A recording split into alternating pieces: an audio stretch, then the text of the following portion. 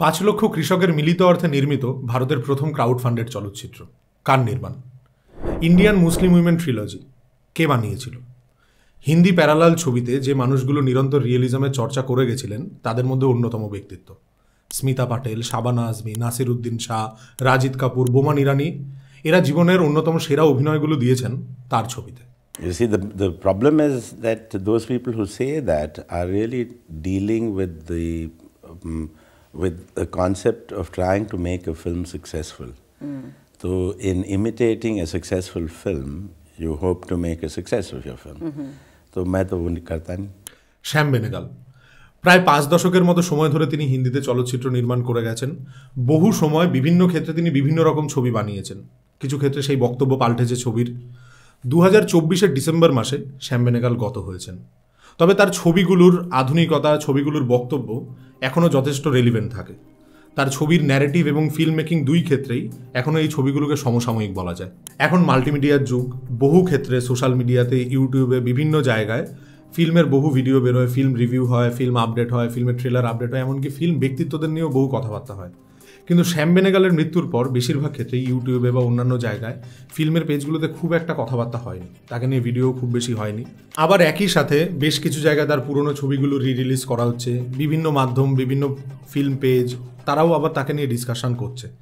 কিন্তু তারপরেও বিশেষত হিন্দি মেইনস্ট্রিম মিডিয়ার ক্ষেত্রে দেখা গেছে, যেহেতু শ্যাম বেনেগাল বেশিরভাগ হিন্দি প্যারালাল ছবি নির্মাণ করেছেন, তো হিন্দি মেইনস্ট্রিম মিডিয়ার ক্ষেত্রে দেখা গেছে তাকে নিয়ে আলোচনা যেন কিছুটা কম। তাহলে তার যে নির্মাণ শৈলী ছিল, তার যে চলচ্চিত্রের ভাষা ছিল, সেগুলোকে আমরা কোথাও গিয়ে হারাতে বসেছি? সেগুলো অপ্রাসঙ্গিক তো কখনো হতে পারে না। সেগুলো ঠিক এতটাই মডার্ন ছিল, এতটাই সমসাময়িক ছিল। রিসেন্টলি প্রফেসর অনিন্দ্য সেনগুপ্তর একটা লেখা পড়ছিলাম, যেখানে তিনি সত্যজিৎ, ঋত্বিক, মৃণালের ছবির ব্যাপারে বলেছেন যে তাদের ছবি কখনোই জনবিমুখ ছিল না। তাদের যে বক্তব্য, সেখানে জনতার কাছে যে আরতি, জনতার কাছে যে তাদের আন্তরিক কথাবার্তা, সেটা কখনোই সেখান থেকে সরে যায়নি, সেই বক্তব্য থেকে কখনো সরে যায়নি। হতে পারে তারা মূলধারার নিয়ম মানেনি, কিন্তু তারপরেও সেগুলো জনবিমুখ ছিল না। শ্যাম বেনেগালের ক্ষেত্রেও আমার বহু ক্ষেত্রে সেটাই মনে হয়। তার ছবি বাস্তবতাকে দেখায়, হিন্দি ছবির যে অতিমাত্রিক, অতিরঞ্জিত বিষয় সেটা থেকে দূরে থাকে। তারপরেও সেই ছবি কখনো জনবিমুখ হচ্ছে না, মানুষের কথা বলছে সেই ছবি। তারই সাথে সাথে একটা নবরাষ্ট্র নির্মাণের কথাও শ্যাম বেনেগালের বহু ছবি বহুবার বলেছে। শ্যাম বেনেগাল প্রায় 5 দশক ধরে অনেক ছবি বানিয়েছেন। সেই বিভিন্ন ছবির বিভিন্ন দিক নিয়ে আমরা আলোচনা করতে পারি। তবে আজকের এই আলোচনার জন্য আমরা মূলত 3টি ছবিকে বেছে নিয়েছি, যে 3টি ছবি বিভিন্ন সময় বিভিন্ন বিষয়ের ওপর আলাদা করে বক্তব্য রাখছে এবং তারই সাথে নির্মাণ শৈলীতেও এক ভিন্ন পরিবর্তন দেখা যাচ্ছে। শ্যাম বেনেগালের এই 3টে ছবি দেখলে বোঝা যায় যে তার অভিনবত্ব এবং নিরন্তর নিজেকে ভাঙার প্রয়াস ক্রমাগত দেখা গেছে। মন্থন ভারতের প্যারালাল ছবির ক্ষেত্রে অন্যতম একটা কাল্ট ক্লাসিক। 1976 সালে এই ছবি মুক্তি পেয়েছিল, তখনও আন্তর্জাতিক স্বীকৃতি লাভ করে। এছাড়া 2024-এও কান ফিল্ম ফেস্টিভ্যালে এই ছবির রিস্ক্রিনিং হয়। মন্থন ছিল ভারতের প্রথম ক্রাউড ফান্ডেড চলচ্চিত্র। প্রায় 5 লক্ষ কৃষক প্রত্যেকে 2 টাকা করে দিয়ে এই ছবির বাজেট দেয়। এছাড়া এই ছবির প্রডিউসার হিসেবে নাম থাকে গুজরাট কোঅপারেটিভ মিল্ক মার্কেটিং ফেডারেশনের। এই ছবির প্রেক্ষাপট ছিল ভারতের দুগ্ধ বিপ্লব, অর্থাৎ হোয়াইট রেভলিউশন। ভার্গেস কুইরেন, যিনি একজন ডেয়ারি ইঞ্জিনিয়ার ছিলেন এবং বর্তমানে আমুল অর্থাৎ আনন্দ মিল্ক ইউনাইটেড লিমিটেড সেটার শুরুও প্রায় ওনার হাত দিয়েই হয়েছিল। অর্থাৎ তার কনসেপ্ট এবং সেখানে একটা কোঅপারেটিভ মিল্ক মার্কেটিং তৈরি করা, মিল্ক ডেয়ারি তৈরি করা, সেটা ভার্গেস কুইরেনের হাত দিয়ে। এবং মান্থানের গল্প ভার্গেস কুইরেন লিখেছিলেন এবং তাকে সহায়তা করেছিলেন বিজয় টেন্ডুলকার। এরা দুজন মিলে এই গল্প লিখেছিলেন এবং এই বাস্তবতার ছোঁয়াও এই গল্পতে প্রচুর রয়েছে। অর্থাৎ আমরা মন্থনের মধ্যে শুরুতে দেখতে পাই যে একজন অ্যানিমেল ডক্টর সরকারি কর্মচারী হিসেবে সেই গ্রামে যাচ্ছে এবং সেখানে একটা মিল্ক কোঅপারেটিভ তৈরি করার চেষ্টা করছে। ভার্গেস কুইরেনের ক্ষেত্রেও সেই গল্পের মিল আছে এবং এখানে বাস্তবতার ছাপটা স্পষ্ট। এই ছবিতে আমরা দেখতে পাচ্ছি একটা মিল্ক কোঅপারেটিভ সোসাইটি তৈরি করার চেষ্টা করা হচ্ছে এবং এর ব্যাকড্রপ যেটা প্রেক্ষাপট, সেখানেও হোয়াইট রেভলিউশনের ছাপ স্পষ্ট। তারপরেও এই ছবিটা কেবলমাত্র একটা রাষ্ট্র নির্মাণের জ্ঞানের গাথা হয়ে থেকে যায় না। এই ছবির যে সমস্ত চরিত্ররা আছে তাদের ভেতরের যত স্ট্রাগেল, সেখানে জাতিভেদ উঠে আসছে, সেখানে দলিত নারীর অবস্থান উঠে আসছে, এই সমস্ত সমস্যা এই ছবিতে ফোকাস করা হয়। মন্থন ছবিতে আমরা দেখতে পাই একটা মিল্ক কোঅপারেটিভ সোসাইটি তৈরি করার জন্য সেই গ্রামের যে হরিজন সম্প্রদায়ের মানুষ, অর্থাৎ গ্রামের যে সমস্ত দলিত মানুষজন, তাদেরও প্রয়োজন রয়েছে।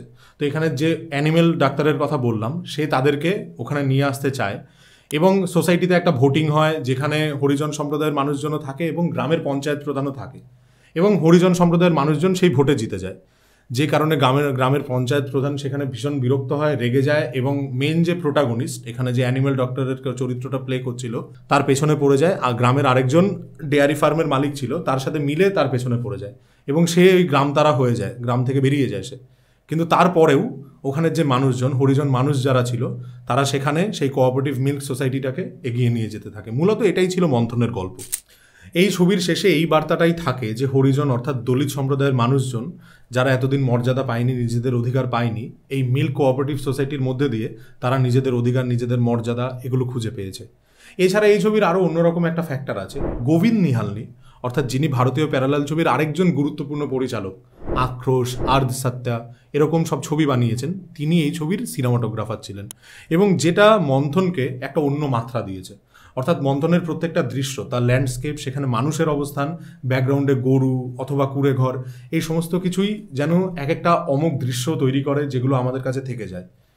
ভারতের প্রথম ক্রাউড ফান্ডেড চলচ্চিত্র, ভার্গেস কুইরেনের চিত্রনাট্য অথবা গোবিন্দ নিহালনির সিনেমাটোগ্রাফি, শুধু এই জিনিসগুলো এই ছবিটাকে স্পেশাল বানিয়ে রাখছে না, এই ছবি আরও স্পেশাল হয়ে উঠছে কারণ এখানের যে চরিত্রগুলো, তাদের গল্পটাকে এই ছবিটা সফলভাবে বলতে পারছে। তাদের যে আবেগ, একটা দলিত নারীর চরিত্র যেটা স্মিতা পাটেল প্লে করেছে, তার যে অসুবিধা, তাছাড়া ওই গ্রামের ওখানকার মানুষের, হরিজন সম্প্রদায়ের ওপর বাকিদের ব্যবহার, এই সমস্ত কিছুর যে এক্সপ্লোরেশন হয় এই ছবির মধ্যে, সেটা এই ছবিকে অমোঘ করে দেয়, অমর করে দেয়, আমাদের কাছে মনে রাখার মতো জিনিস হয়ে ওঠে মন্থন। चल पाएगी हमारे तुम्हारे से सिसोटी? अरे क्यों नहीं चल पाएगी? हम लोग सब मिलकर चलाएंगे। चलने दो, चलने मोती।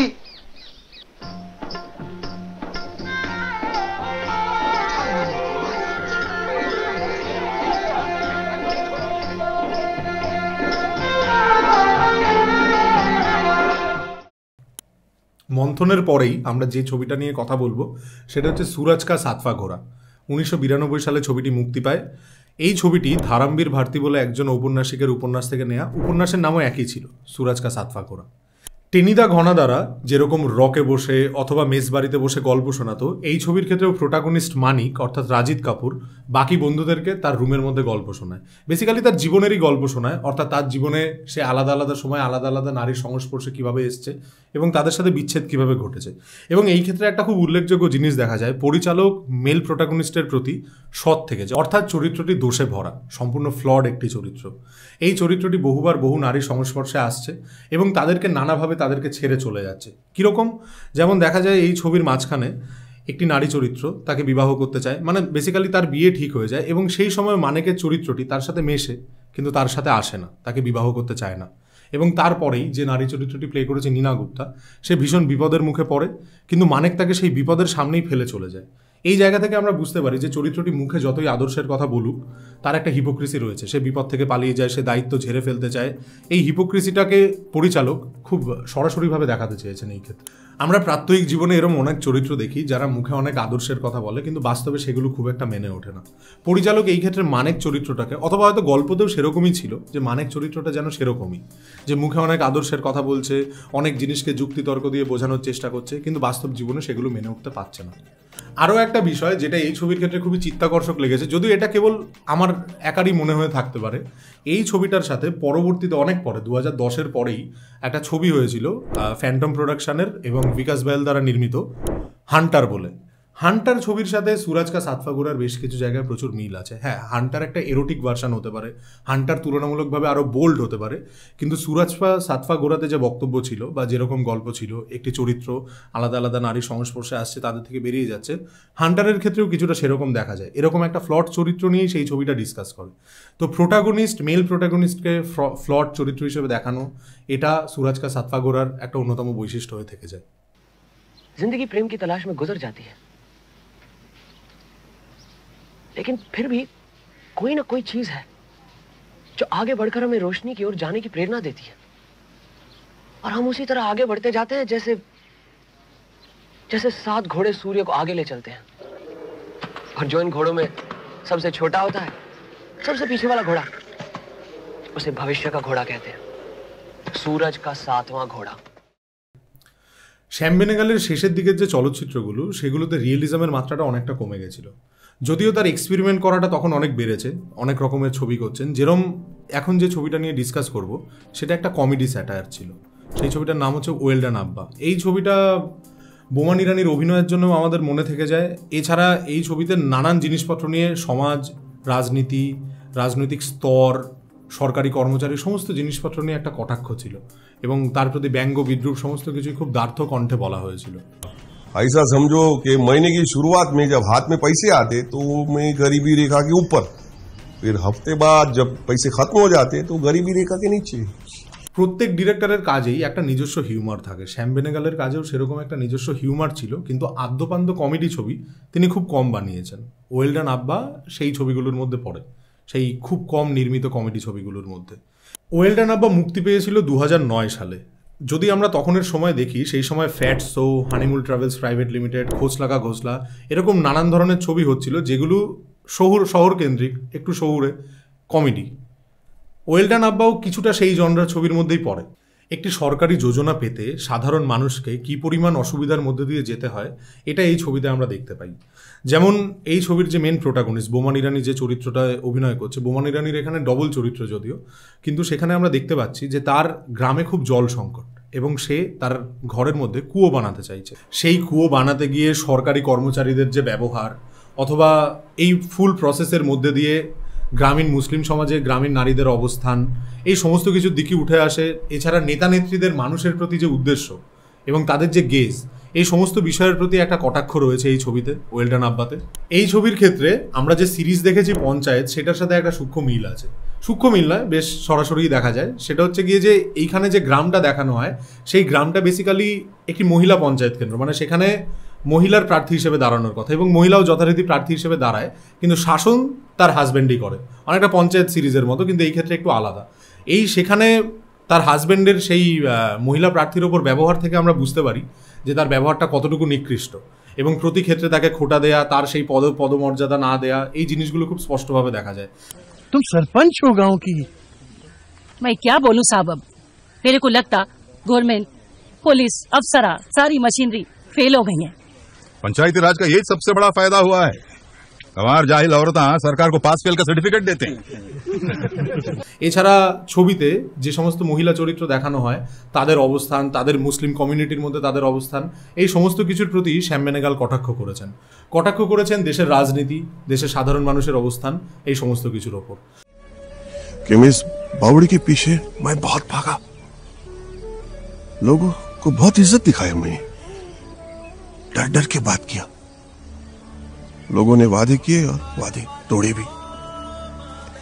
अब मैं सोचता हूं ऐसे बेगैरत लोगों से मैं क्यों डरूं मैं। अल्लाह ताला बोलते हैं कि अरमान अली, मक्कारों से कभी मत डरो तो अपने आप से। আরও একটা বিষয় যেটা মন্থনের ক্ষেত্রেও দেখা যায়, যে একটি রাষ্ট্র নির্মাণ হচ্ছে, সেখানে মানুষের অবস্থান, তারা কি করে এগিয়ে আসছে, এই একই ব্যাপার ওয়েল ডান আব্বাতেও আবার উঠে এসেছে। হতে পারে কমেডির মোড়কে, কিন্তু এই ছবিতেও সাধারণ মানুষের কথাই বলা হচ্ছে এবং গল্পের শেষে আমরা দেখতে পাই তাদের জয়গাথাটাকেই তুলে ধরা হচ্ছে।